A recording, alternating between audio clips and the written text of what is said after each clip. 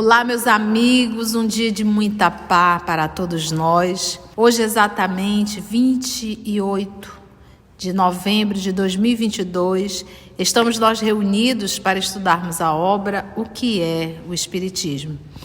Esse estudo é conduzido pelas nossas amigas Aramita e Carla, e já aproveitamos, vou envolver a nossa irmã Aramita para fazer a nossa prece de gratidão. E a prece final será proferida pela nossa querida amiga Carla. Graças te damos, Senhor da vida, pela oportunidade do estudo, do encontro. Ajuda-nos a compreendermos esse trabalho maravilhoso que Kardec deixou para nós, explicando essas noções do que é o Espiritismo, respondendo questionamentos, tirando dúvidas. Ajuda-nos que nós possamos, com essas informações, sermos luz aonde quer que estejamos, mas principalmente junto dos nossos familiares, dos nossos entes mais queridos. E ajuda-nos principalmente a ficarmos contigo, porque tu estás conosco hoje e sempre, que assim seja. Estamos no capítulo 2, nas noções elementares sobre o Espiritismo. No nosso último estudo, nós vimos a comunicação com o mundo invisível e ainda estamos vendo sobre ela. Estamos no item 31. O título do capítulo são noções elementares. É como se fosse um mini curso de espiritismo, né? Assim, como diz a tia, bem en passant. Item 31. No fenômeno designado pelo nome de mesas girantes e falantes, é ainda pelo mesmo meio que o espírito age sobre o móvel, seja fazendo mover-se sem significação determinada, seja produzindo golpes inteligentes, indicando as letras do alfabeto para formar palavras e frases, fenômeno este designado pelo nome de tipologia, também no livro dos Médios. A tipologia é a comunicação dos espíritos por meio de pancadas. E como ele explicou no item 30, a forma como é que o perispírito age sobre a matéria e sobre o médio, não entra dentro do médio, não é assim. A mesa não é senão um instrumento de que ele então se serve como o faz com o lápis para escrever, dando-lhe vitalidade momentânea pelo fluido com que a penetra, mas não se identifica com ela. As pessoas que, presas de emoção, vendo manifestar-se-lhes um ser querido, abraçam a mesa, praticam um ato ridículo, porque é absolutamente o mesmo que abraçar a bengala de que se servisse um indivíduo para bater. O mesmo podemos dizer relativamente àquelas que dirigem a palavra à mesa, como se o espírito se achasse encerrado na madeira, ou se a madeira se tivesse tornado espírito. Não está tão claro que não ocorre, né? Como ele disse, é uma irradiação, né, do fluido do espírito que combina com o do médio para fazer a mesa se movimentar, flutuar, mas ele não entra na madeira. Isso ele já explicou.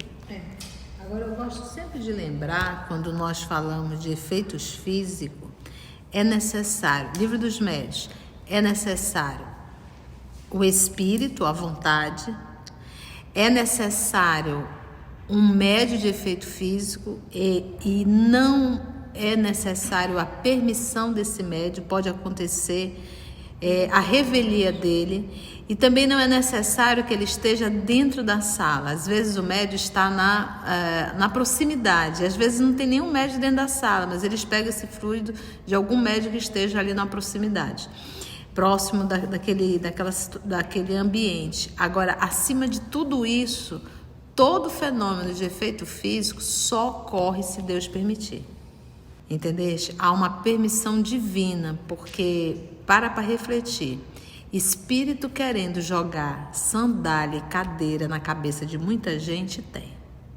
É o que não falta, né? O que teria aí de esposo e esposa querendo jogar pedra, né, naqueles que ficaram aqui, que normalmente a gente tem uma facilidade muito grande de substituir, né? A pessoa mal desencarnou, já coloca outra pessoa dentro de casa, isso provoca um mal-estar muito grande em quem foi. Então, a vontade de querer jogar uma cadeira talvez fosse muito grande. Então, se isso acontecesse sem a necessidade da permissão divina, a gente teria muitos problemas mesmo. Então, para que o fenômeno ocorra, é necessário que tenha a permissão divina. Então, para as mesas girantes ocorrerem, era a permissão divina. Por isso que nós tínhamos um número enorme. Só uma observação. Eu também acho que é tão redundante, porque tudo só ocorre com a permissão divina, né? E às vezes a gente faz essa pausa para frisar mais ainda, mas tudo é assim, não é? Agora vamos filosofar, né, Carlinha? O mal, ele não ocorre com a permissão divina. É uma coisa interessante, né? O mal é o nosso livre-arbítrio, que é contra a vontade divina. Porque Deus jamais, ele nos dá o livre-arbítrio, mas ele jamais programa ou permite, vamos dizer assim, né? Por ele isso não ocorreria. Então, o mal é uma atitude de rebeldia. Então, o mal não é uma permissão divina. Deus não permite. Eu te permito fazer. Não, você pode até fazer, mas não que ele permita que você faça. Por isso é que a gente sofre as consequências do mal. Então, às vezes a gente fala, tenho pensado muito nisso. Você, não, é segundo a vontade de Deus. Não, gente, a vontade de Deus é o bem. O mal é a nossa rebeldia. Logo, a gente vai sofrer as consequências, porque ele não permitiu. Por ele não permitir, nós vamos ser punidos. Tal qual quando você tem um pai e uma mãe, aí você diz, papai, eu posso ir para a festa tal? Aí o que ele diz? Não vá. Ele não permite. Ele não permitiu. Mas você o quê? Foi. Logo, por ele não ter permitido, você vai sofrer agora as consequências. Por um ato de rebeldia. Por ocasião das comunicações dessa ordem, o espírito não se acha na mesa, mas ao lado do móvel, como o faria se fosse vivo. E aí o veríamos se nessa ocasião ele pudesse tornar-se visível. Dá-se o mesmo com as comunicações por escrito. O espírito coloca-se ao lado do médium, dirigindo-lhe a mão ou transmitindo-lhe o seu pensamento por uma corrente fluídica. Então, a ação do espírito é de perispírito a perispírito, não é dentro do corpo do médium. O espírito não é. Quando a mesa se levanta do solo e permanece no ar, sem ponto de apoio, não é com força braçal que o espírito a suspende, e sim pela ação de uma atmosfera fluídica com que ele a envolve e penetra. Fluidos que neutralizam o efeito da gravitação, como o faz o ar com os balões e papagaios. Esse fluido, penetrando a mesa, dá-lhe momentaneamente maior leveza específica. Quando a mesa descansa no solo, acha-se em caso análogo ao da campânula pneumática em que se fez o vácuo. A campânula é uma redoma de vaso de vidro ou metal em forma de sino que cobra para fazer o vácuo. Quando faz o vácuo, fica sem a ação da gravidade. O que você acabou de ler, Carlinha?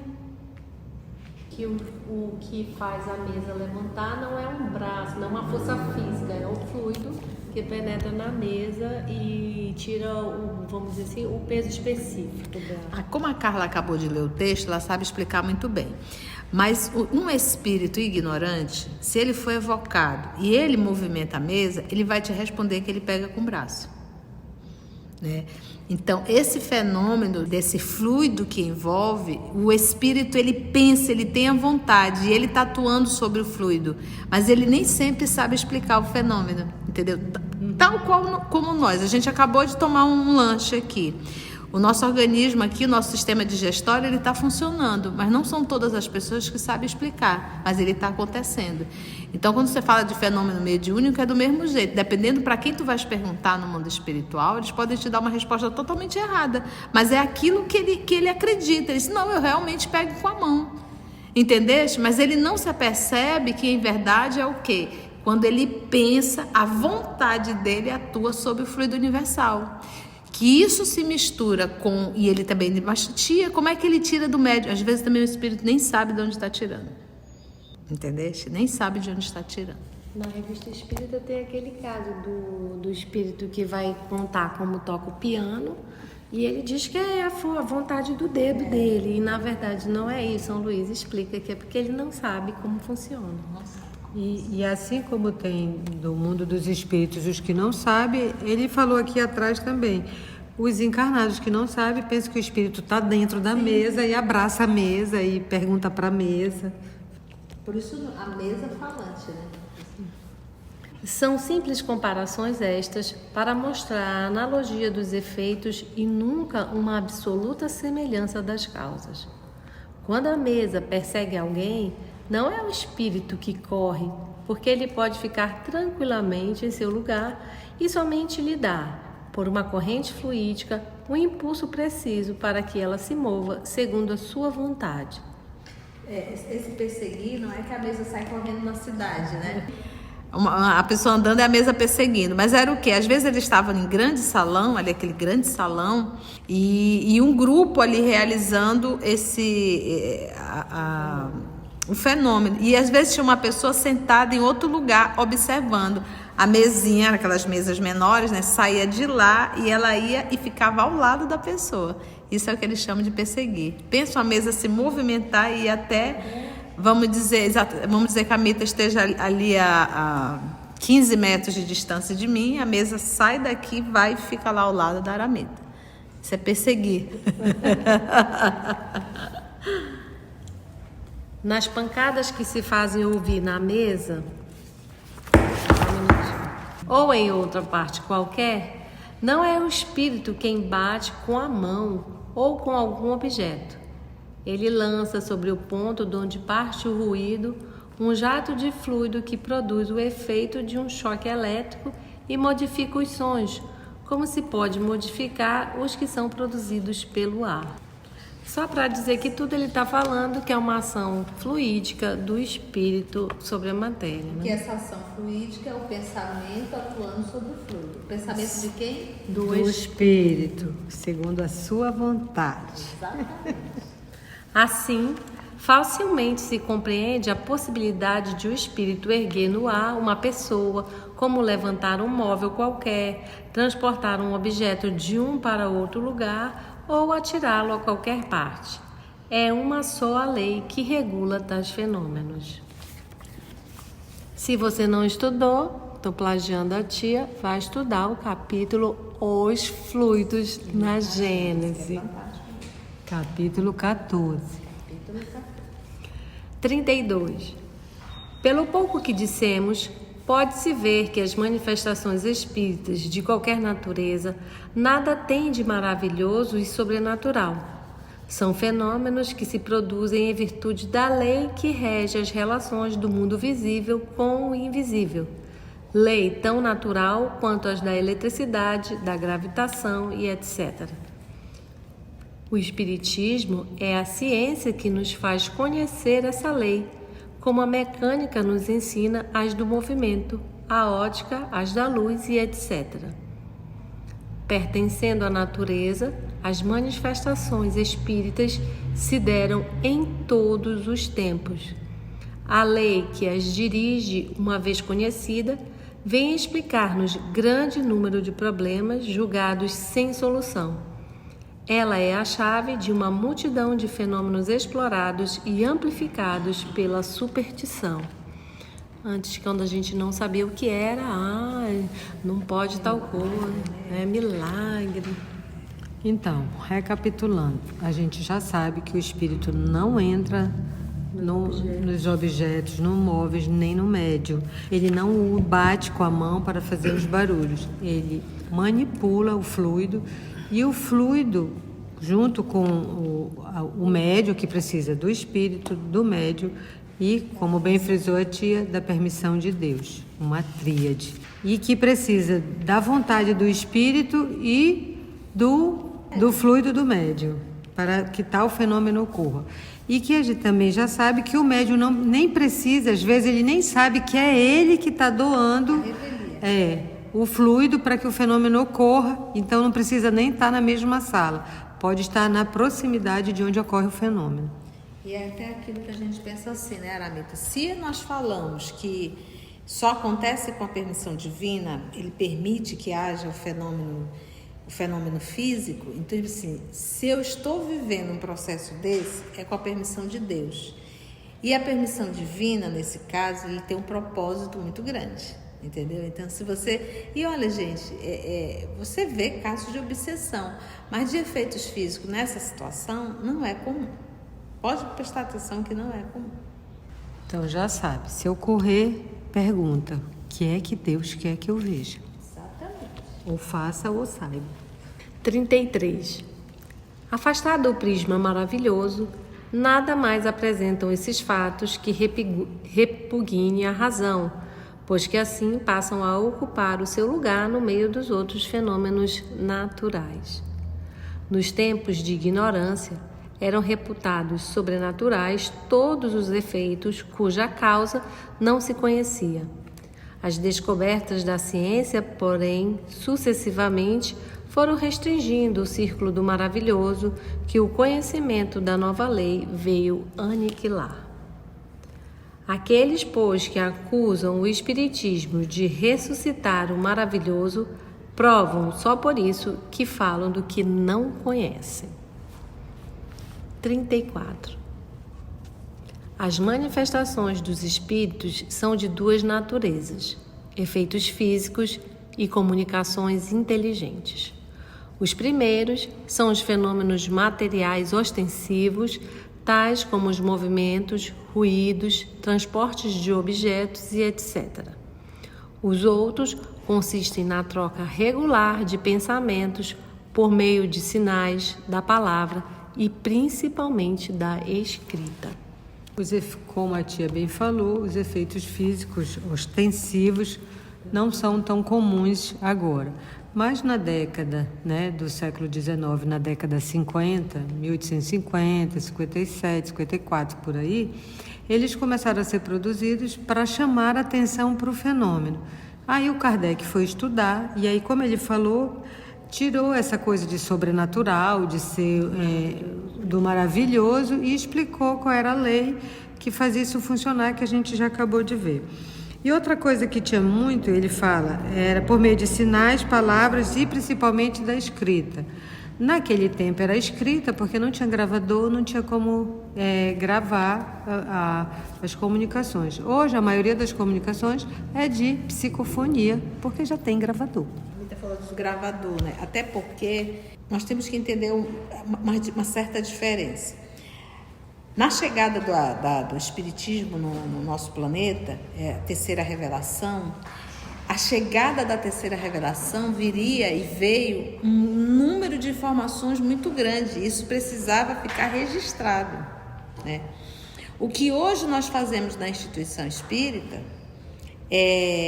os médios, nós temos que entender que nós somos alfabetizandos de mediunidade, né?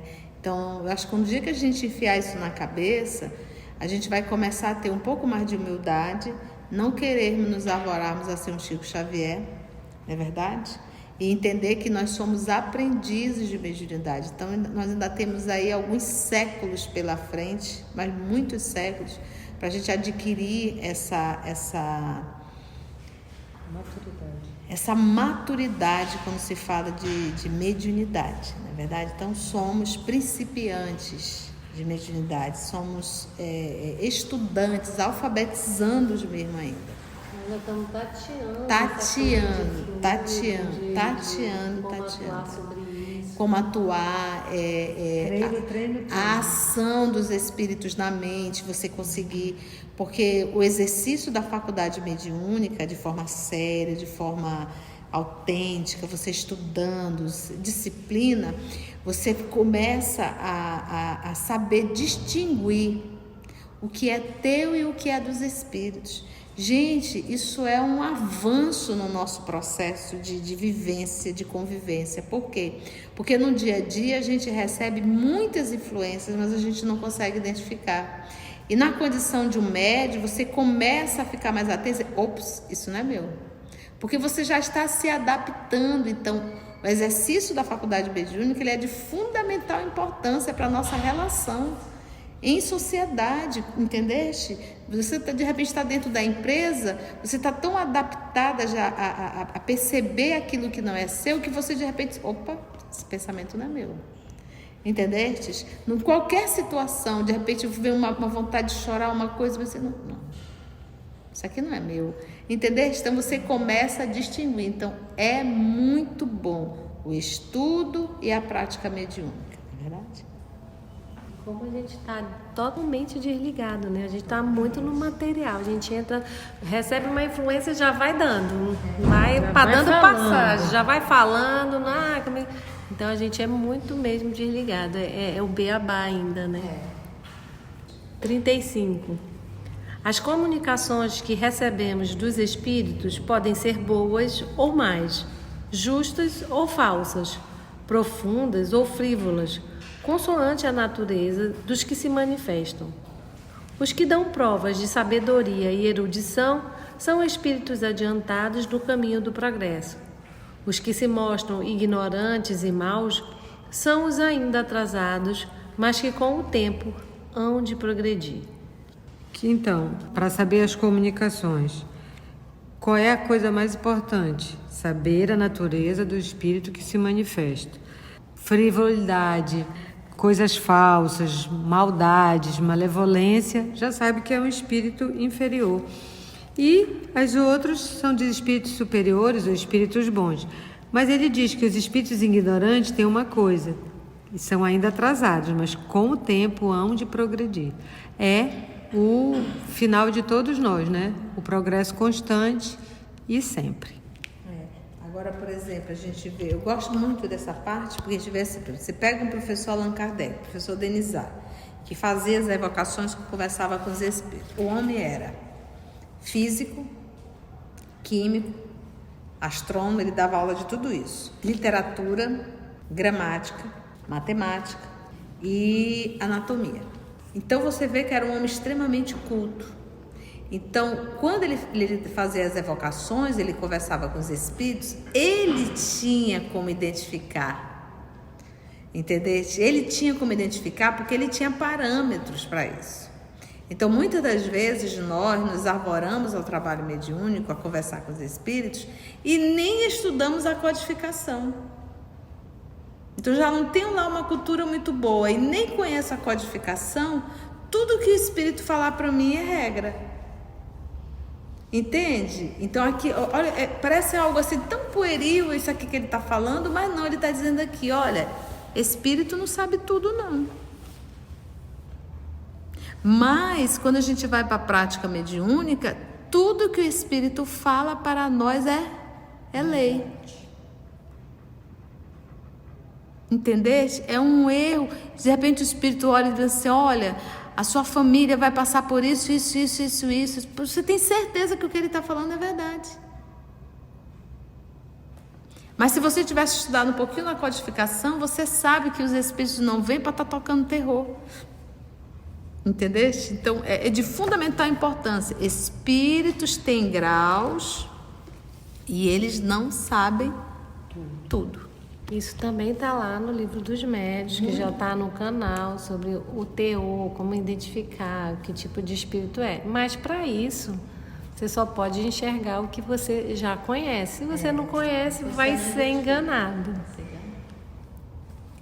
Para finalizar, o item 35, os espíritos só podem responder sobre aquilo que sabem, segundo o seu estado de adiantamento, e ainda dentro dos limites do que lhes é permitido dizer-nos, porque há coisas que eles não devem revelar, por não ser ainda dado ao homem tudo conhecer. E a gente vê muito na obra de André Luiz, que ele tem vários pontos, várias obras, ele diz, não posso falar sobre isso. E né? os espíritos também. Não te é permitido. Não é a tua permitida. linguagem não a tua chega. linguagem não. Falta Não comparação. Né? Falta comparação. Então, tem coisas que não dá para explicar mesmo, não. E não é permitido explicar. Aí você, mas por que não é permitido explicar? Gente, Imagina 20 anos atrás explicar sobre celular. ia ficar até complexo. E é tipo assim, tem lições que não são necessárias nesse momento. É igual você pegar uma criança de 7 anos de idade e querer ensinar para ela a equação de segundo grau. Faz sentido? Ela tem que primeiro conhecer o numeral. Ela tem que primeiro se alfabetizar. As 4 operações. É básica. Então, ou seja, não é permitido trazer grandes lições porque a gente ainda não deu conta nem de aprender o amar-vos uns aos outros. E como a gente conhece, né, que na própria Bíblia diz que o homem tem vocação para contenda, isso aqui, para quem quer ficar filosofando, batendo de ponta, se fosse falar de coisas mais abstratas ainda, ia ficar, em vez de ir para o que é o foco, né, a atitude, a transformação moral, ia ficar debatendo sobre o sexo dos anjos, né? Que a gente adora se perder e não fazer o que tem que fazer. Foi bom, gente. Foi, tia. Foi, tia. Foi ótimo. E assim finalizamos o estudo de hoje, com essa obra maravilhosa que nos ajuda a recapitular as noções elementares. E já agradecemos, elevando nosso pensamento. Senhor Jesus, graças te damos por essa nova oportunidade que agora temos de aprender essas lições desde já, de sabermos que aqui é só uma passagem e já podermos recapitular o mundo verdadeiro, as influências que recebemos de lá e que possamos estar atentos e vigilantes e com a tua presença constante dentro de nós, que possamos alimentá-la sempre, que essa presença nos ajude a caminhar no caminho reto, de bondade, de pacificação e de serenidade. Fica conosco hoje e sempre, Senhor, e nos guia de volta aos nossos lares. Que assim seja. Que assim seja.